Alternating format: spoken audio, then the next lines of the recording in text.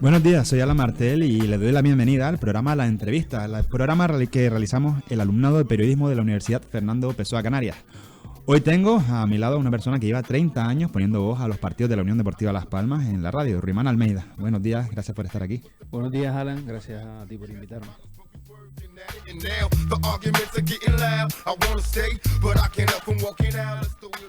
Ruimán Almeida es el narrador de los partidos del primer equipo de la Unión Deportiva Las Palmas en UD Radio, emisora en la cual es director y presentador del ya mítico programa Fiebre Amarilla en dicha emisora. Ruimán, llevas toda tu vida muy ligado a la radio. Tu padre era presentador. Cuéntanos a nosotros, porque claro, somos la nueva generación, quizás en esa parte nos tocó, estamos más bien en tu época. ¿Quién fue tu padre? ¿Qué hizo tu padre?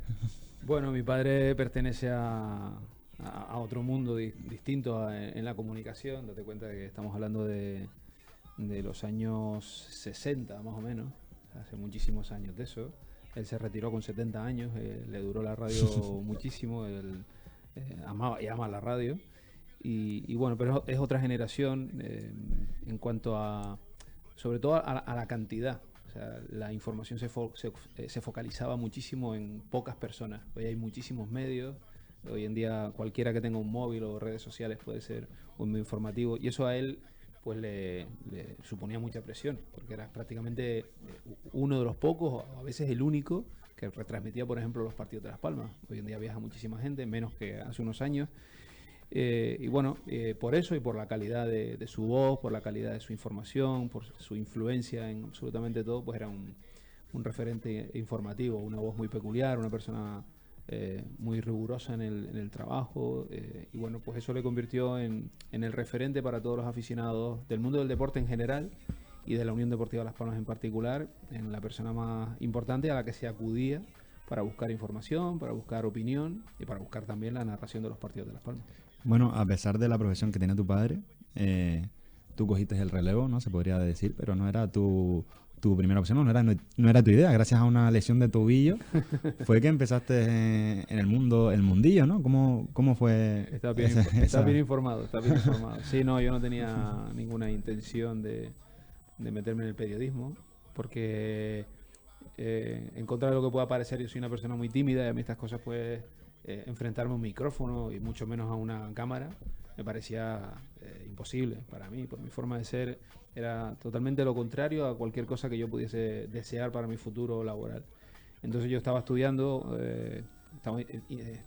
una carrera, quería hacer otra también, y bueno, jugando al baloncesto. Yo jugué al fútbol hasta juveniles, luego me pasé al baloncesto y bueno, en el primer año de baloncesto me reventé el tobillo. Tuve una lesión ahí pisando a un contrario, le pisé su pie, me doblé el tobillo y me lo hizo un desastre, me rompí los ligamentos, y bueno, estuve meses sin poder jugar.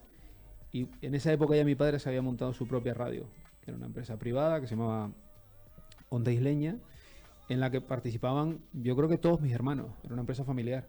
Yo en esa época estaba en casa porque yo no trabajaba allí, yo estudiaba, pero no podía salir porque no podía andar, estaba muy hecho polvo. Y mis hermanos me empezaron a decir, bueno, pues vente, para estar aquí sentado delante de la tele, vente y nos echas una mano, aunque sea con la administración. Y yo realmente pisé la radio por primera vez para hacer facturas. No fue para nada que tenga que ver con el periodismo. Y a partir de ahí, pues bueno, un día visitaba los estudios el entrenador del Gran Canaria de aquella época, Manolo Hussein, y mi padre, que sabía de muchas cosas, pero de baloncesto no sabía nada, me dijo que lo ayudara. Y yo inmediatamente le dije que ni hablar. Le dije, imposible. O sea, yo no me voy a sentar ahí delante de un micrófono. Y menos con alguien como José. Claro, el entrenador del Gran Canaria, un tipo muy serio además, no además muy simpático.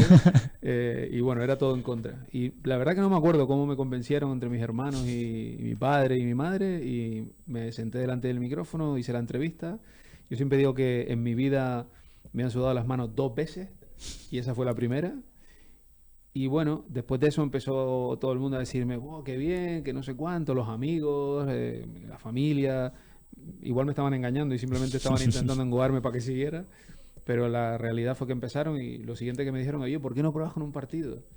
Y bueno, probé con un partido, un Gran Canaria Orense, y a partir de ahí pues ya No le pusimos freno en ese momento y se me fue de las manos. Bueno, pues bendita lesión de tobillo, ¿no? Porque al final ha sido tu vida. Sí, luego se ha convertido en mi vida. La verdad es que el destino, la vida que tiene estos giros, ¿no? Bueno, gracias a esa lesión, casi de rebote, conseguiste ser una de las grandes voces deportivas en el panorama canario. Pero, ¿crees que cualquiera puede hacer periodismo? No, que va. Es imposible. De hecho, hay muchísima gente que empieza y incluso te diría que muy pronto gira hacia afuera. Es una profesión, no te diría que es difícil, pero sí es una profesión que, por ejemplo, no maneja horarios. Es una profesión que tienes que dedicarle mucho tiempo. O sea, en esto no es una oficina, no es un despacho, porque tú tienes que estar pendiente de la información y la información tampoco tiene horarios. Entonces, a partir de ahí ya desordena mucho la vida de cualquier persona y no todo el mundo está dispuesto a vivir de una forma desordenada, de que estás en casa y más hoy, que no te puedes despegar del teléfono porque el teléfono vive pegado a ti y surge una noticia y te puedes levantar de la cena o, como me ha pasado muchas veces a mí, no acudir a la boda de un amigo o de un familiar incluso. Entonces, bueno, exige un compromiso muy grande y si no estás preparado para ello, pues seguramente vas a salir de ese carril muy pronto. Y luego por otras cosas, porque el periodismo ha cambiado mucho y bueno, hay que estar predispuesto, preparado a asumir ciertas cosas, ¿no? Entonces, ¿crees que el periodismo debe aceptar ya la nueva realidad de la comunicación, como son las nuevas plataformas Twitch, Sí, TikTok, podcast? sí, totalmente. O sea, es que hay que vivir con ello. Luego ya está el consumidor, porque además hay una cosa que tienen esas plataformas y es que tienen una contabilidad muy rigurosa. Entonces, si te va bien, es que te va bien. Y si no te va bien, te va a señalar. Pero el periodismo tiene que vivir totalmente acomodado a los al nuevo mundo. Pero sí es cierto que en la entrada en las nuevas plataformas, en este nuevo periodismo, muchas veces se ha hablado de que esta modernidad, sobre todo, iba a liquidar la radio. Y aquí Bueno, está la radio sobreviviendo a todo. parece que no, ¿no?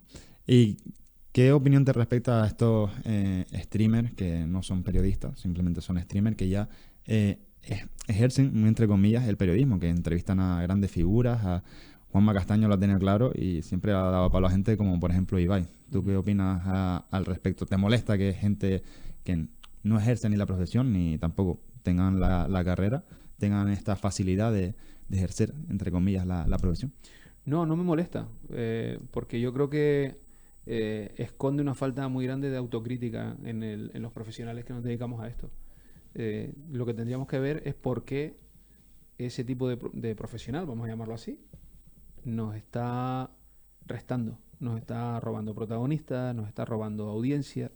Hay que mirarse el ombligo y ver por qué gente como Ibai, por ejemplo, luego ya Ibai te puede gustar más o te puede gustar menos, pero habrá que ver por qué está centrando tanta atención, por qué está consiguiendo tanto seguimiento. Ahí es donde hay que ver, no sentirse agredido. Bueno, están haciendo algo que nosotros tenemos que valorar, que tenemos que mirar y de lo que a lo mejor tenemos que aprender. Y también porque el entrevistado acepta antes una entrevista a Ibai que una de... Ahí está lo que te decía de que tenemos que aprovechar esas situaciones para hacer algo de autocrítica. ¿Qué es lo que está sucediendo? Bueno, pues que los profesionales, los deportistas en este caso, o en mi caso, se sienten agredidos por el periodismo. Y no se trata de no hacer las preguntas, casi siempre se trata de cómo se hacen las preguntas. O no se trata de no hacer críticas, sino de cómo se hacen las críticas. Bueno, ahí hay algo que tenemos que visionar, que escuchar, que analizar y que aprender. Si no lo vemos, bueno, pues si no quieres hacer esa autocrítica, lo normal es que te sientas agredido y ataques.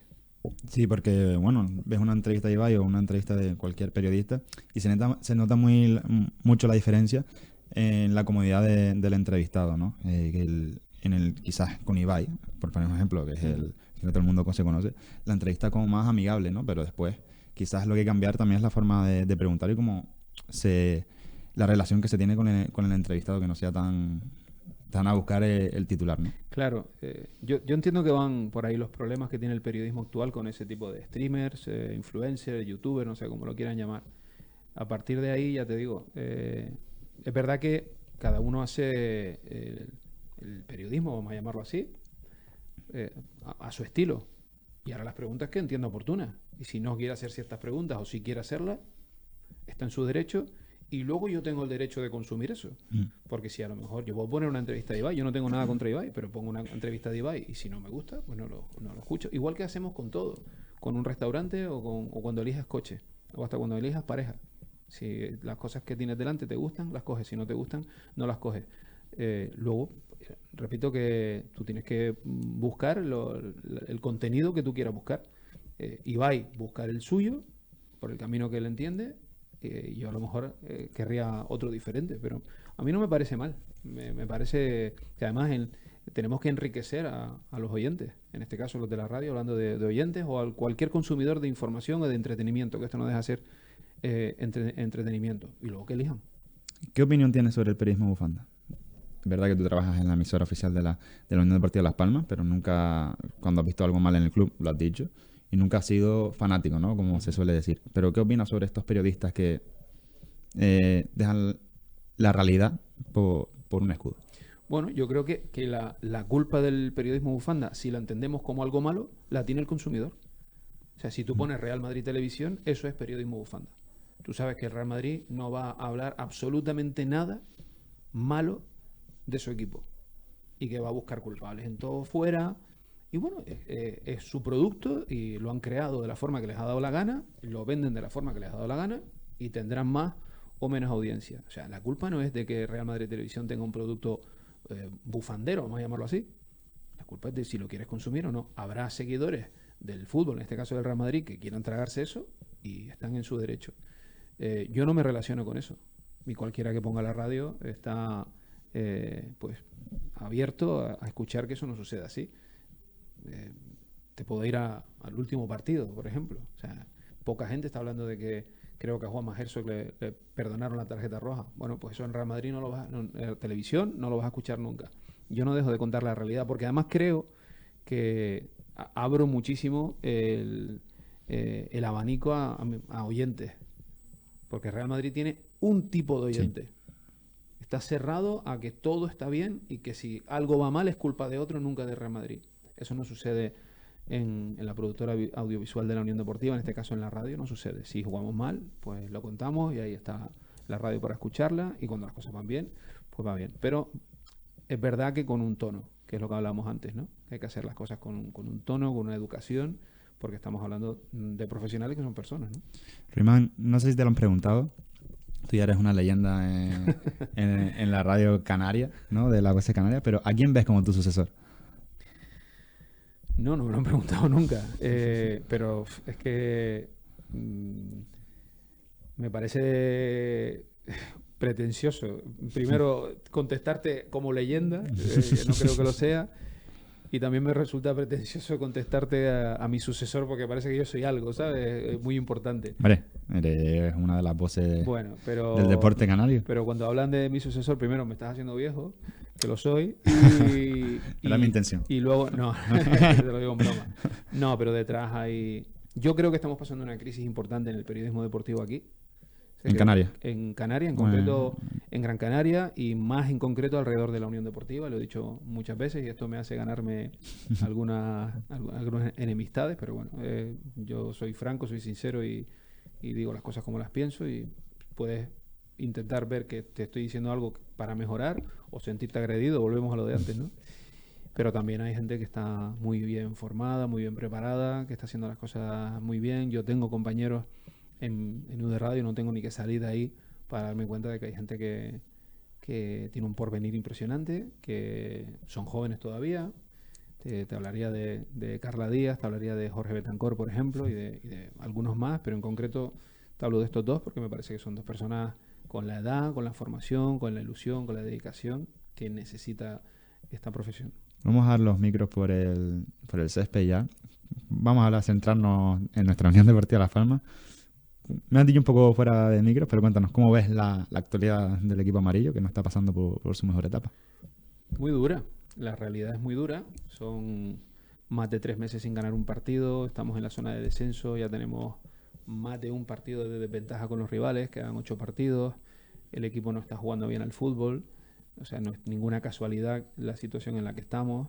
Fíjate que yo soy quizá el mayor azote de los árbitros que te puedas encontrar, y ni siquiera me voy a agarrar a los árbitros que nos han perjudicado muchas veces esta temporada y todas las temporadas, pero ni siquiera me voy a agarrar a los árbitros para intentar explicar lo que estamos pasando. Esto vuelvo a mirar, hay que mirarse el ombligo para buscar el porqué de la situación que estamos viviendo ahora mismo, y o pegamos un volantazo radical muy pronto, o seguramente nos vamos a ver abocados a terminar perdiendo la categoría. ¿El problema de la actualidad del equipo se debe al lavado de plantilla que se hizo en verano o no tiene nada que ver? Yo creo que han empezado a suceder cosas y que no han ido saliendo bien. O sea, esperamos muchísimo por un entrenador y a los 9 partidos tuvimos que destituirlo. Un entrenador que llegó prácticamente el día antes de la pretemporada. A los 9 partidos tuvo que salir porque tenía 3 puntos de 27. Conseguimos otro entrenador que no tiene nada que ver con el anterior. Y quizá por ahí empezaron a venir los problemas. Pero consiguió buenos resultados de inicio y sacó 6 triunfos en 9 o 10 partidos. Uno ya... Y por lo menos nos sacó encima a flote. Es un triunfo que destaca, que es el del Barcelona. El ¿no? del Y ya Barcelona, eso te da... pronto, exactamente. Pero nada más llegar ganó aquel partido de Valencia, que era crucial, porque si no sacabas ese encuentro casi tenías que decir adiós, y era un triunfo además que era muy necesario para las cabezas de los futbolistas, ¿no? y de los aficionados también.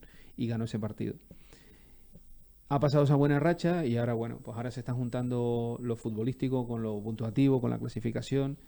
Está claro que, yendo a tu pregunta, uno tiene que buscar estabilidad en todo, en la vida, no solo en el fútbol, y los cambios radicales de una plantilla de un año a otro, pues normalmente los nota un equipo. O sea, en el mundo del deporte, y hay datos sobre eso, cuando juntas determinadas piezas, normalmente el rendimiento más alto de esas combinaciones suele ser el segundo año, no el primero.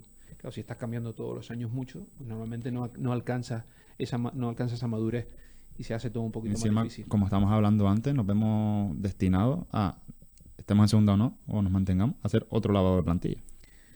Sí, sobre todo cuando bajas a segunda división, porque hay jugadores que se querrán ir, jugadores que tendrás que vender, jugadores que terminan contratos, jugadores que terminan sesión, jugadores que no puedes mantener por su salario. Esto te obliga a unos cambios impresionantes, y si terminamos bajando a segunda división habrá que hacerlo. Y si no terminamos bajando a segunda división, pues habrá que hacer un análisis de por qué estamos pasándolo tan mal, y habrá que buscar soluciones, claro, para que no vuelva a suceder. ¿Se está desaprovechando la cantera amarilla? Ahí tiene que haber un problema, está claro, porque que no sé cuál es, ojalá lo supiera, pero está desapareciendo la cantera, sobre todo la Gran Canaria. O sea, esto no es ninguna opinión. O sea, ahora mismo hay 3 futbolistas de Gran Canaria en la plantilla, un equipo que se ha caracterizado durante toda la historia de los 75 años que cumplimos el pasado verano por ser un equipo que representa el fútbol de Gran Canaria y el fútbol de Canarias en general, y de repente eso casi ha desaparecido. No de repente, esto está sucediendo desde hace algunos años y nos ha llevado a esta situación. Bueno, a mí es verdad que tú puedes cambiar el timón, tú puedes entender a lo mejor que la vida está cambiando y que quieres buscar una situación más parecida a lo de los demás, o puedes respetar tu historia y mantenerla.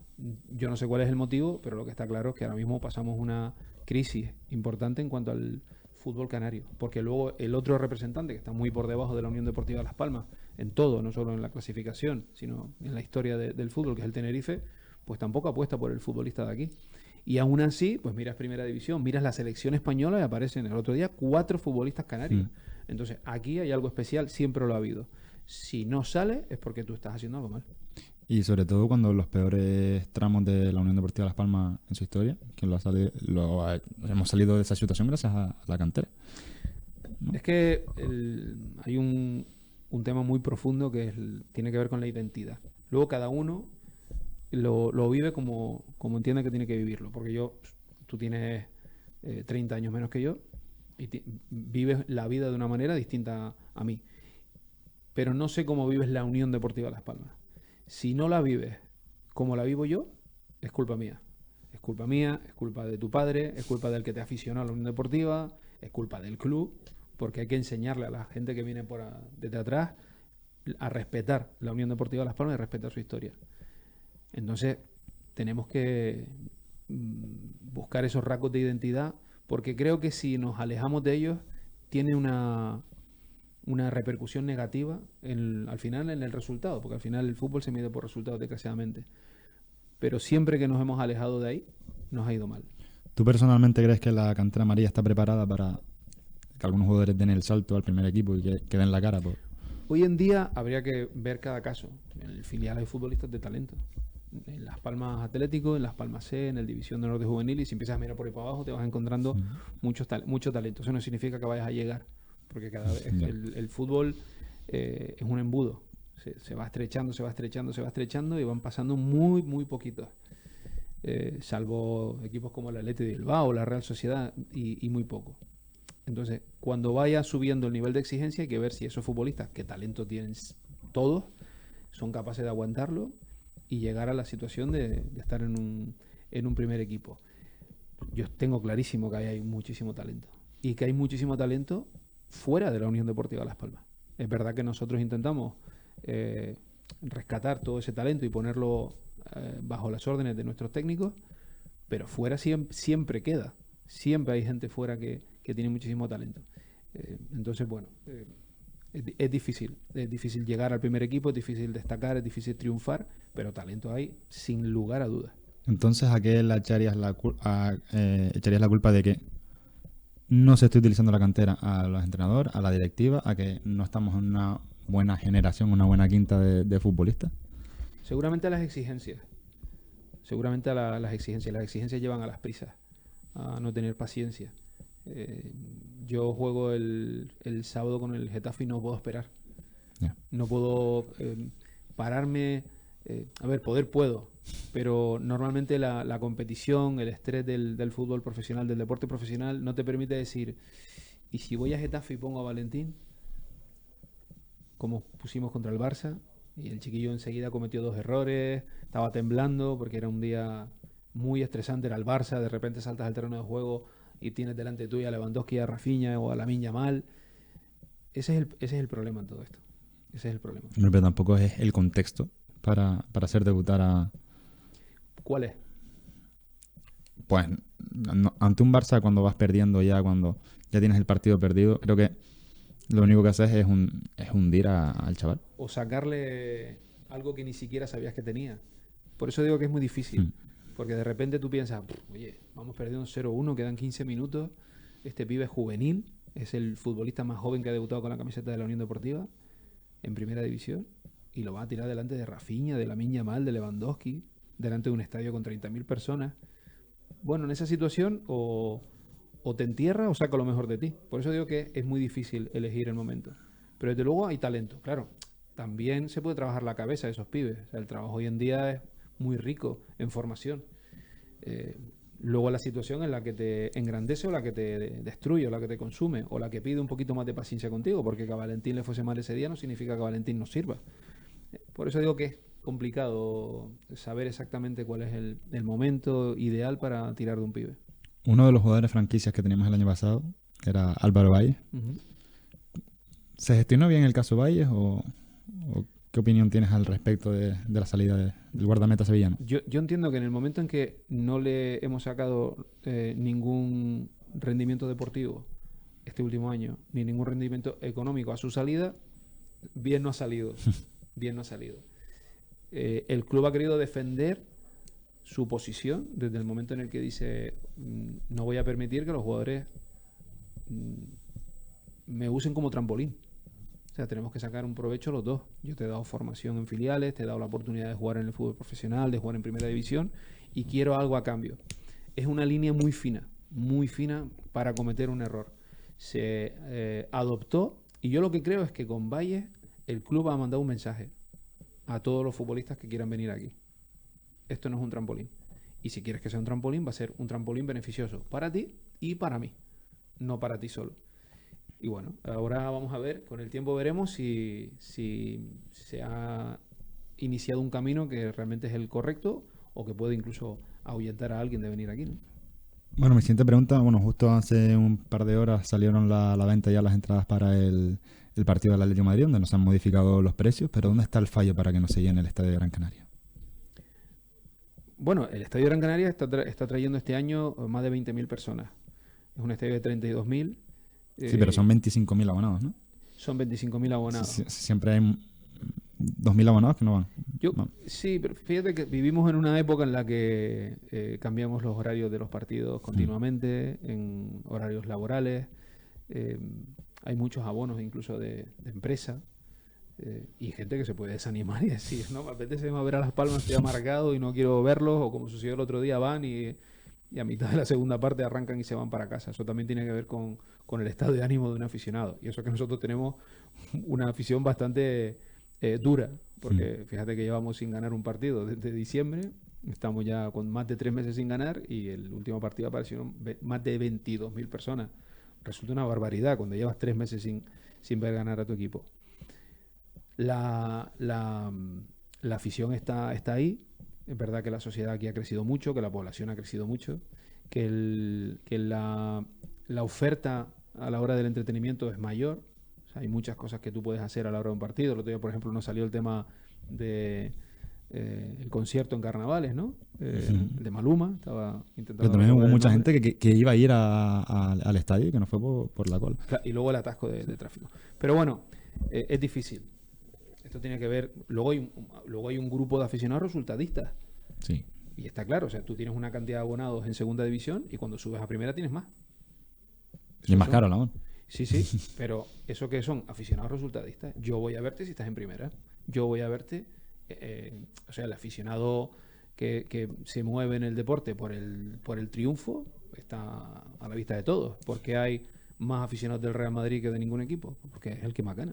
¿Y por qué hay muchos aficionados del Barça? Porque gana un montón. O sea, no hay cientos de miles de aficionados del Telde, por decir mi pueblo. O sea, la gente es aficionada a ganar. La gente es aficionada al triunfo, a lo más bonito, ¿no? Bueno, y luego está el aficionado lo más bonito es su subjetivo, porque para mí lo más bonito es ver a Las Palmas contra la Morevieta en el Barro, que no ganamos. Claro, pero eso tiene que ver con y volvemos a la pregunta anterior, lo de la identidad. A ti te marca ir al estadio porque te sientes identificado con tu equipo. Cuando yo te haga perder la identidad, tú solo vas a ir al estadio si ganas.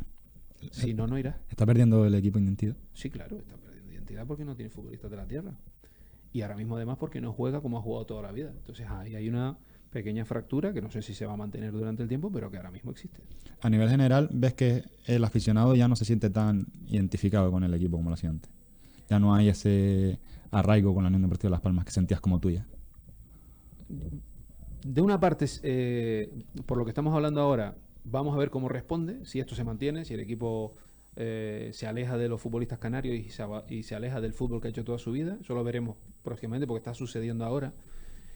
Y de otro lado, pues habría que ver, son todos casos muy singulares, ¿no? No sé por qué cada aficionado se puede sentir más cerca o más lejos de un equipo. En el nuestro sí es verdad, nosotros tenemos una identidad muy clara. O sea, hay muchos equipos en la península que mira sus plantillas, no tienen ni un solo futbolista de su tierra. Van al fútbol porque es un espectáculo, porque se entretienen y tal. Nosotros en eso somos un equipo muy particular y tendremos que ver pronto si esa falta de identidad nos aleja o si el público ha cambiado. Por eso decía lo de la edad de aficionados como tú respecto a la mía, y te compra este cambio y dice, bueno, pues nos adaptamos, creemos que esto es la vida nueva o no lo sé, y se va por otro lado. Ojalá que no pase. Y por eso decía yo lo de que la herencia hay que mostrarla como es debido. O sea, yo no puedo hacer que mis hijos sean aficionados de Las Palmas sin explicarles por qué. Tiene que ver con algo. Tiene que ver con que nací en esta tierra, tiene que ver con el motivo por el que se creó la Unión Deportiva Las Palmas, por defender a la gente de este pueblo, por defender una manera de ver este deporte. Si yo no se la enseño a los que vienen detrás, van a comprar cualquier cosa. Bueno, yo he tenido la suerte de siempre estar muy arraigado a la Unión Deportiva Las Palmas, no por mi padre, porque a mi padre le da absolutamente igual el fútbol, pero sí es verdad que pasé mucho tiempo con mi abuelo que sí me inculcó. Ahí está. Ver hasta un Lugo Ibiza y lo veía yo tan tranquilo, y bueno, esa afición por la Unión Deportiva Las Palmas me la transmitió él, y siempre a medida que he crecido he visto gente de la feria, por ejemplo, que a Las Palmas le da totalmente igual. Cuando, por ejemplo, en la feria, yo por lo menos un barrio que ha sacado muchos futbolistas canarios, y eres de aquí, de Las Palmas, y ni por asomo te importa, y les encanta el fútbol, pero ni por asomo. Y eso es una cosa que me choca y que, perdón por la expresión, me jode. Sí, sí, a mí me jode muchísimo. O sea, a mí me jode ver gente por la calle con la camiseta del Madrid o la del Barça. O sea, es algo que yo me cruzo con alguien y está en su pleno derecho, como si es la del Inter de Milán. Y yo me cruzo con ellos y me molesta. Igual que cuando me cruzo con alguien que lleva la camiseta de Las Palmas, lo miro de arriba abajo. Porque me alegro de que esté contento de llevar la camiseta de la Unión Deportiva. Porque no se está poniendo esa camiseta porque es bonita, la está poniendo porque le representa algo. Es igual que cuando nos vamos de vacaciones, nos encanta enseñar la camiseta de nuestro equipo. O sea, eso sucede así. Pues habrá que evaluar si es cierto que hay gente que está encontrando desapego, los motivos, o a lo mejor da igual y vamos a ir a algo mucho más comercial. Yo me preocuparía de saber por qué cualquier aficionado, sea uno o sea 1 millón, se está sintiendo lejos, si es así, del club. Y también lo que me sorprende es que estamos diciendo que se está perdiendo ese arraigo, esa identidad del club, esa empatía con el club, pero sin embargo los desplazamientos son masivos de la Unión Deportiva Las Palmas, con todos los kilómetros que hay que recorrer. Claro, por eso te digo que es un análisis que es difícil de agrandar, porque cada persona es un mundo. Y ahora estábamos hablando, antes de empezar esta entrevista, con que tú estuviste en Valladolid. Yo cuando llegué a Valladolid, un viernes por la noche, un partido de Las Palmas-Valladolid, que hoy en día es el peor partido de primera división, porque son los dos últimos, con 4 o 5 grados de temperatura que había, de noche, viento, dos equipos que no están jugando bien al fútbol. ¿Qué haces allí? ¿Qué haces allí? Pues estás allí porque te sientes parte de algo. Porque tú sabes que vas a pasar frío. Tú sabes que te va a costar dinero. Mucho. Tú sabes que te va a costar tiempo. Tú sabes que te va a costar esfuerzo. Disgusto. Tú sabes que te va a costar el disgusto. Sabes que no lo vas a pasar bien. O sea, en general sabes que no lo vas a pasar bien porque seguramente tampoco vas a ver un buen partido de fútbol. Porque si son los dos peores equipos de la categoría, raro será que te den un buen espectáculo. Y estás allí. Entonces, ¿qué te movió a estar allí? Un sentimiento. No hay otra explicación. Bueno, el año pasado fuimos el quinto equipo con mejor asistencia en afición visitante. Y somos el que está más lejos. Somos el que está más lejos. El que nos cuesta más, nos avisan tarde de los horarios y se nos hace muy complicado preparar viajes. Y ahí estamos, y otra vez, y otra vez, y otra vez. Y aficionados que incluso van, les cambian los horarios y se van de visita a cualquier provincia y se pierden el partido de Las Palmas porque le cambiaron el horario a última hora. Ahí está claro que hay una semilla que se mantiene. Si hay aficionados veinteañeros como tú que también lo entienden, pues está claro que siempre hay que mantener esa flor, hay que regarla continuamente, pero si existen aficionados, y tú eres un caso de ellos, que están ahí por lo que están, pues eso hay que intentar que perdure. O sea, yo no entendería ni aceptaría nunca que la Unión Deportiva se aleje de su historia. Yo creo que sería el mayor error en la historia del club. Yo lo tengo claro, hermano. En cuanto nazca mi hijo, lo primero que va a vestir es una camiseta amarilla. Ya sabemos que va a ser padre. No lo sé todavía. Todavía no lo sé. Todavía no lo sé, pero si lo soy... Pues será tu responsabilidad que ese niño sea aficionado a Las Palmas y explicarle por qué. Y no es porque vamos a ganar. No. Tienes que explicarle. Eso es lo último que... Claro. O sea, tú date cuenta que aquí pasa muchas veces desapercibido. Nosotros somos uno de los equipos más jóvenes del fútbol profesional. Tenemos 75 años nada más. La mayoría son todos centenarios ya. O sea, nosotros somos un equipo, en el contexto en el que vivimos, somos un equipo muy joven. Y hay que explicarle a cualquiera que quiera ser aficionado de la Unión Deportiva, porque no es cualquier cosa. O sea, tú dices, ¿por qué se fundó tal equipo? Dirán, bueno, pues se juntaron 4 tíos ahí, querían hacer un equipo de fútbol y montaron un equipo de fútbol. La Unión Deportiva no es eso. La Unión Deportiva se fundó en base a 2 cosas que son importantísimas. Y es, primero, a sentirnos representados. Porque todos los futbolistas canarios se iban a la península porque aquí no teníamos representación. Y luego, en un acto que habla de grandeza, de humildad, que es renunciar a ti mismo por otra cosa. O sea, 5 clubes que eran importantísimos en Gran Canaria, importantísimos, dijeron, vamos a renunciar a lo que somos con un motivo, que era sentir representada a las islas en el fútbol nacional. Y eso eso no existe en ninguna parte. Y eso no podemos dejar que los nuevos aficionados, o sea tu hijo, o seas tú que tienes 20 años, eso se olvide. No puede ser. O sea, yo no sé si vamos a mantenernos en primera este año, no sé si vamos a ganar el sábado en Getafe, pero eso sí lo sé, hay que mantenerlo sea como sea. Bueno, ¿te atreverías a hacer un 11 histórico de la Unión Deportiva de Las Palmas? O sea, seamos un 4-3-3 rápido, a lo Me fácil. sale pero nos van a salir un montón de delanteros ahí porque Bueno, esta tierra empezamos por la portería. Yo pienso uno y creo que vas a ser el mismo que tú. No, ¿No? no. Vale, dime. No, yo no lo vi jugar, pero tuve la suerte de conocerlo y luego sí tuve la suerte por mi padre y por viejos aficionados de la Unión Deportiva de escuchar hablar de él. Esta Unión Deportiva ha tenido grandes porteros. O sea, claro, ahora cuando hagamos el 11 vamos a molestar a todos los que no nombremos, ¿no? Bueno, que no, es que han pasado varios... Pero el primer portero de la Unión Deportiva se llamaba Montes, un caballero además, un tipo que lo veías y parecía un actor. O sea, era una planta impresionante, un tipo maravilloso además.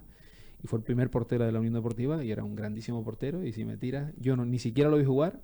Y en la lista de los jugadores que te voy a dar, algunos no los vi jugar, pero si conoces la historia de la Unión Deportiva, volvemos a conocer tu historia, los vas a poner siempre y los vas a defender hasta el último día. Y Montes era el portero. Lateral derecho. Uf. Ves que es difícil. No sé ni siquiera si tendríamos lateral derecho, porque me parece que me van a faltar delanteros y me van a sobrar defensas, ¿no?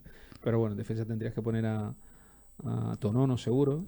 A mí me gustaba mucho y fue internacional con la camiseta de Las Palmas en una época en la que era muy difícil ser internacional con otra camiseta que no fuese la de los grandes equipos nacionales. Felipe Martín, fue un defensa de Tenerife espectacular también.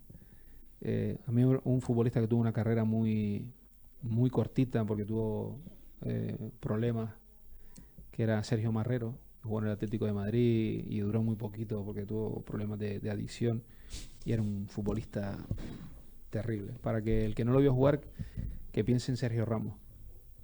O sea, era un jugador de un físico brutal, un defensa, por eso se lo llevó al Atlético de Madrid. Te pondría esos tres, que me perdonen tantos y tantos y tantos que se me están quedando atrás porque hay buenísimos jugadores ahí. En el medio campo también hay unos en el medio campo empieza por Guedes, que tiene que estar ahí. Vamos a intentar meter ahí a Germán. Fíjate que no he nombrado a Paco Castellano como defensa. Tendríamos que meterlo ahí, ¿no? Pero y a de García tampoco. Claro, por eso te digo. Es que por eso digo que va a ser más los que ofendamos que a los que estén contentos con nosotros ahora. Pero Guedes seguro. Bueno, ahí estaba Brindisi, si lo queremos acomodar ahí como centrocampista, aunque era un jugador muy ofensivo, pero era más centrocampista que delantero. Brindisi fue el segundo mejor jugador de América detrás de Pelé, para que la gente sepa quién era, los más jóvenes sepan quién era Miguel Ángel Brindisi. Un jugador increíble, internacional con Argentina, jugó en Boca con Maradona, una barbaridad de jugador. A quien me nombra mucho mi abuelo es Gilberto I o Gilberto II, no sé. A cualquiera. A cualquiera de los dos. Siempre me los nombra, siempre. Claro.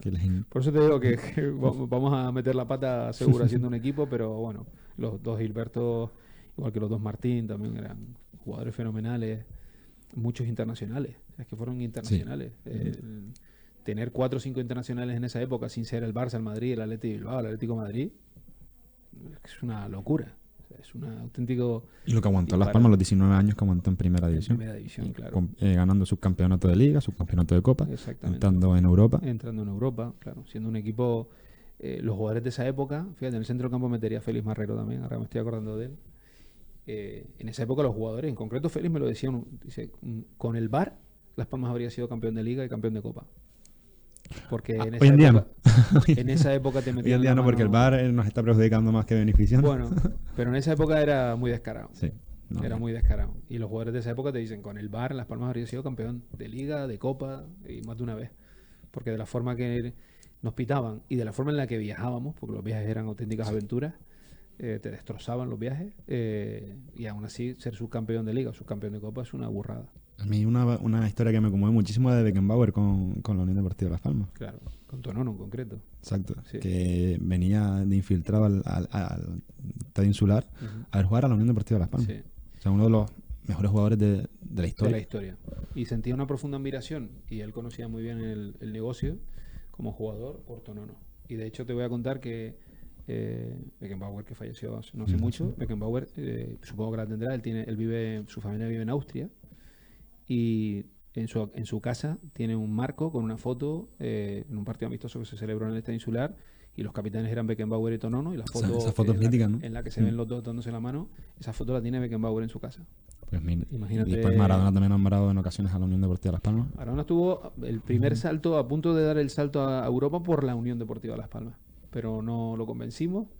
Pero el primer equipo interesado en traerlo a Europa fue la Unión Deportiva. Y muchas veces pareció una leyenda urbana, pero hay documentación sobre eso. Y de hecho el propio Maradona, en una entrevista con Quique Wolf, que también fue jugador de la Unión Deportiva, le reconoció que estuvo a punto de venir aquí. Tenía 17 años, era un otro de los jugadores que me fascina ver vídeos sobre él y que siempre menciono, sobre todo mi tío, Contreras. Contreras era primero una persona maravillosa.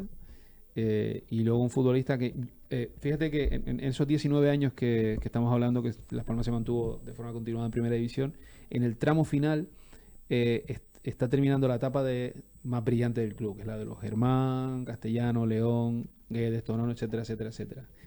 A partir de ahí aparece Contreras. Y terminamos estirando un poquito esos años hasta llegar a 19, y yo creo que fue gracias a Contreras. Porque Contreras se encontró con una generación que no era tan buena.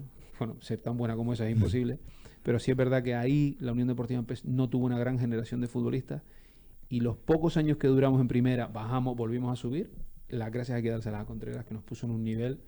O sea, Contreras hoy en día no jugaría en Las Palmas, sería absolutamente imposible, ¿no? Un jugador de otra dimensión. Gracias al derecho de retención fue que mantuvimos a muchos jugadores. Sí, ¿no? la época anterior a esa, justamente la etapa anterior a la llegada de Contreras, el derecho a retención. Bueno, el derecho a retención, yo muchas veces lo hablo porque parece que por el derecho a retención era por lo que teníamos ese equipo. Es por el derecho a retención y por no querer vender. O sea, yo podía retener al futbolista. Cuando terminaba el contrato tenía una mejora de sueldo muy pequeña, y con eso simplemente ya tú mantenías al futbolista. Pero también es verdad que tú podías venderlo y no lo vendías. Y vendimos jugadores. A Kiko Wolf se lo mandamos al Madrid, por ejemplo. Pero, o sea, en el club también había una intención de, no, yo quiero ser un equipo fuerte. Quiero ser un equipo bien representado por futbolistas de esta tierra. O sea, no solo era porque los podías retener, sino porque no te querías deshacer de ellos. Son dos cosas, y de esta segunda se habla muy poco. La Unión Deportiva Las Palmas puede volver a no te digo lo que fue, porque eso es prácticamente imposible, y más en el mundo en el que vivimos hoy en día. Pero ser un equipo competitivo en primera división que en temporadas pelee por Europa, ¿crees que La Palma puede llegar a ese nivel, o estamos muy lejos de eso? Estamos muy, muy lejos de eso, pero no la Unión Deportiva Las Palmas. Todos los equipos de nuestro perfil estamos lejos de eso. O sea, este negocio está construido de una manera en la que el pequeño es muy difícil que crezca. No tenemos, por ejemplo, el empujón de ingreso económico que tienen los equipos, por ejemplo, los ingleses. Los ingleses tienen una fortaleza, por ejemplo, en el reparto televisivo que no existe aquí. O sea, de hecho, ni va a existir aquí, yo creo. Ni va a existir nunca. Aquí vivimos del Madrid y el Barça, hemos comprado ese argumento, se nos ha colado por ahí el Atlético de Madrid, y vivimos de que a ellos les vaya bien y no vaya cayendo lo que sobra. Y no hay ninguna intención por parte de nadie de romper con eso y de buscar una mejora global. Entonces, a partir de ahí, te llames Las Palmas, te llames Getafe, te llames... Y lo peor es que si llegas, no te mantienes. Claro, no te Hemos visto al Getafe y al Girona que... Claro, por eso, si te das cuenta, la clase media-baja inglesa compra jugadores en la clase media-alta española. Sí. Entonces ya no es solo que yo no pueda competir en España, sino que no puedo competir con los demás. Porque si yo saco un buen futbolista, no me lo va a quitar el Atlético de Madrid, me lo va a quitar cualquier equipo de medio pelo de Inglaterra. Que vea un buen jugador, se lo va a llevar, porque puede pagarlo y porque le va a pagar mucho más a ese futbolista que lo que le puedo pagar yo. Entonces, a partir de esas condiciones, que son muy difíciles para cualquier equipo mediano de la competición, ¿podemos crecer? Sí, podemos crecer. Pero para establecernos en otro nivel es muy difícil, es muy complicado. Yo por esto pienso que la Liga Española no es la mejor liga del mundo, por el tema también de cómo se gestiona la Premier, cómo se gestiona en la liga, que en la liga la competitividad que hay es Madrid y Barça, cuando canta la flauta el Atleti. Pero ¿crees que la liga, que nos han vendido muchos años también el cuento, es la mejor liga del mundo? ¿O? A mí no me lo parece, y yo la vivo desde dentro. Incluso te puedo hablar de temas de logística que dices, estamos muy lejos de parecer una gran liga. Logística y también árbitros. Claro, por eso yo te nombro la logística porque es algo que no ve nadie, y yo te pongo esa parte para añadirla, porque la de los árbitros ya la ves tú, y la de los futbolistas ya la ves tú, y la de los estadios ya la ves tú, pero hay una parte logística en la que también se ve bastante deficiencia. Luego en lo más visible, ahí está. Pero bueno, si le va bien al Barça, si le va bien al Madrid, pues ya compramos eso. Tenemos otros equipos medianos, tipo Betis, Real Sociedad, Athletic Bilbao. El Atlético de Madrid yo creo que está en el nivel más alto también, aunque parece que no termine de dar el último saltito ahí, que compiten en otros torneos, como la Conference, por ejemplo, y que nos mantienen en un nivel muy alto, incluso ahora para darnos la oportunidad de tener hasta 8 equipos en competiciones europeas la próxima temporada. Pero sinceramente yo veo la competitividad, el fútbol, los estadios, los ambientes, y estamos lejos de Inglaterra y te diría que también de Alemania. Sí, es que no tiene ningún tipo de diferencia y claro, de pequeño te la creías, ¿no? La mejor liga del mundo porque tenemos a Messi y a Cristiano, pero es que... Eso se llama, antes lo hablamos al principio, ¿no? Lo de mirarse el ombligo. Sí. Bueno, yo creo que en España somos bastante ombliguistas y nos creemos el centro del universo, y la realidad es que no. O sea, yo veo todo. Hoy en día tenemos acceso a cualquier torneo de cualquier deporte a nivel mundial, porque Internet nos ha dejado esa posibilidad. Y yo no veo los ambientes que en España ni de lejos que yo veo en Alemania, que yo veo... Este verano, por ejemplo, tuvimos la oportunidad de jugar un partido amistoso en Liverpool. Y yo volví de Liverpool, y eso que a nosotros nos tocó el partido a puerta cerrada, pero estuvimos en el anterior, que fue contra el Sevilla, y yo volví de Liverpool con la sensación de que no había visto fútbol en mi vida. O sea, el ambiente que yo vi dentro y fuera del estadio, lo más parecido que yo reconozco en la Liga es Bilbao, al Athletic. Pero de resto, o sea, aquello me pareció una locura. Y tampoco se hace por fomentar el fútbol en España, porque ya ver un partido, bueno, Las Palmas de Getafe no, porque gracias a Dios va a ser televisado, pero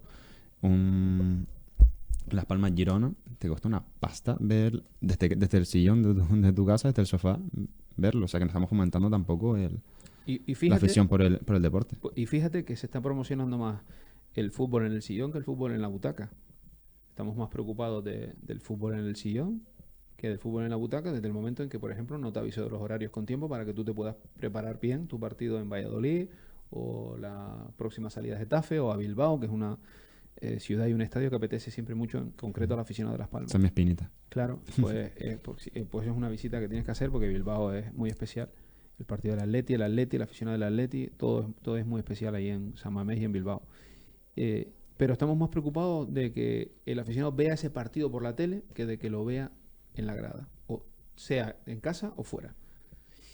Y bueno, se ha apostado por eso, porque ahora mismo el fútbol vive de la televisión, claramente. Los grandes presupuestos, sobre todo los equipos como los nuestros, no del Madrid o del Barça, pero de los equipos pequeños sí, sobrevivimos gracias a la televisión, y por eso impulsamos más el sillón que la butaca.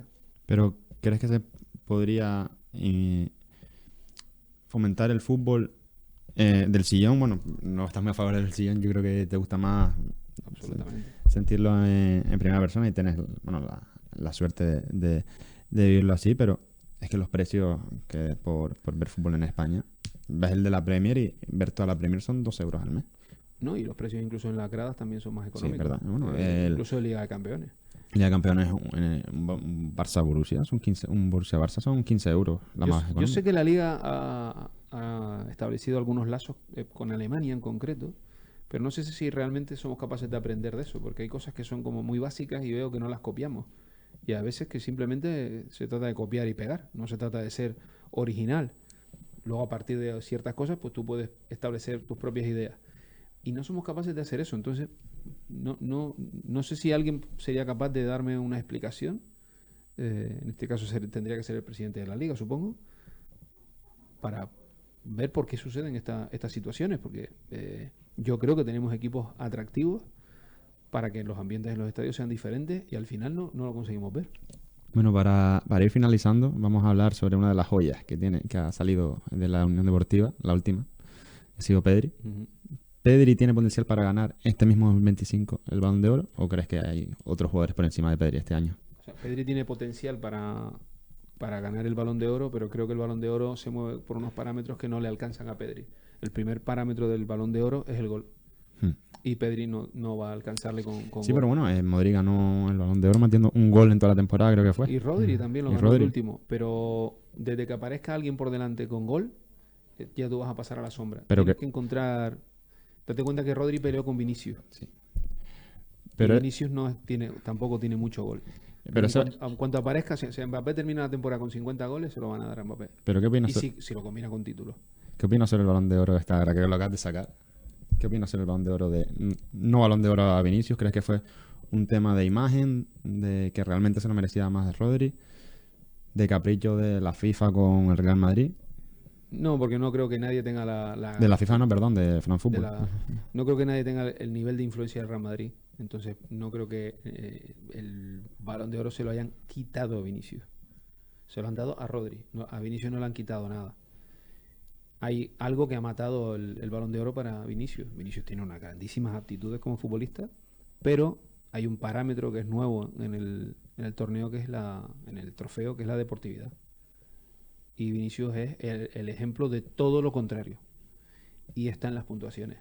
Y eso es lo que ha liquidado a Vinicius. El no ser un buen deportista, el no ser un buen compañero, el no ser...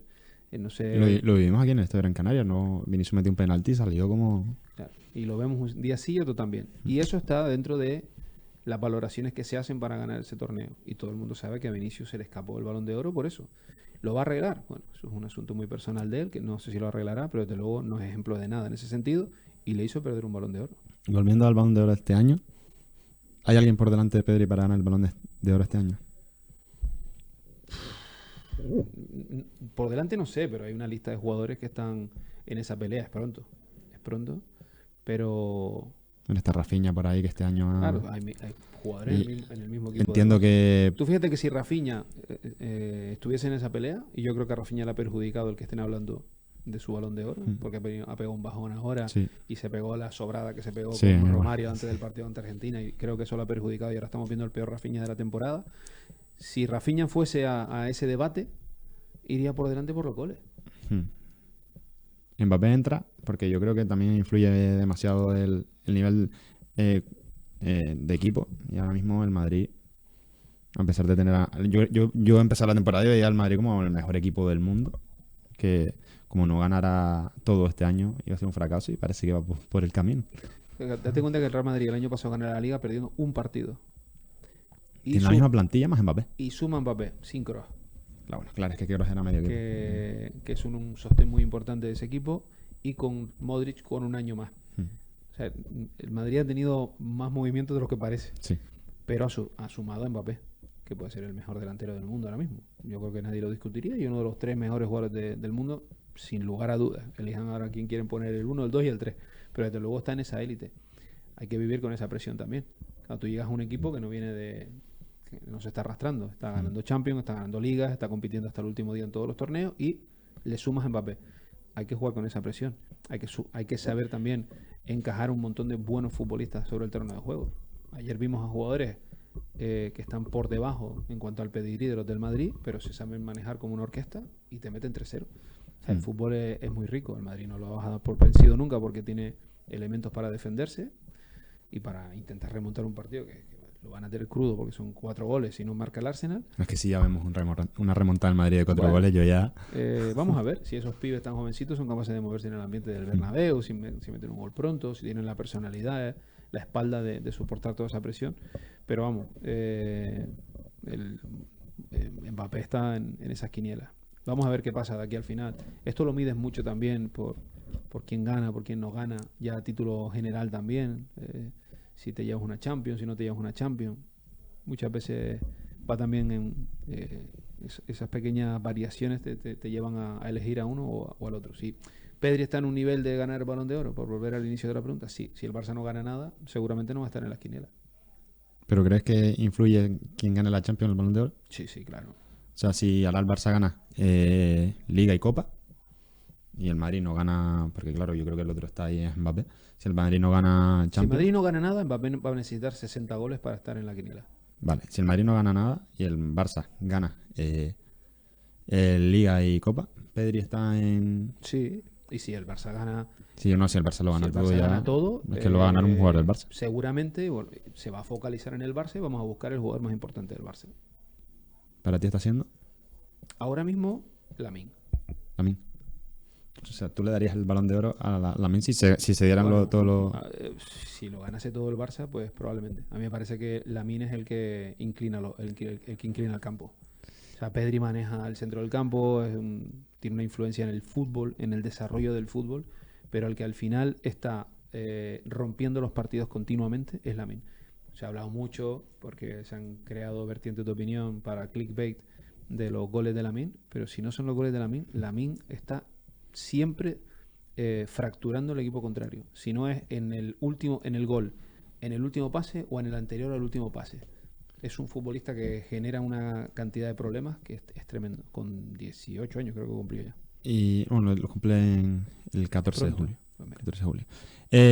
O el 13, que fue un día antes de la final de la Eurocopa cuando cumplió años.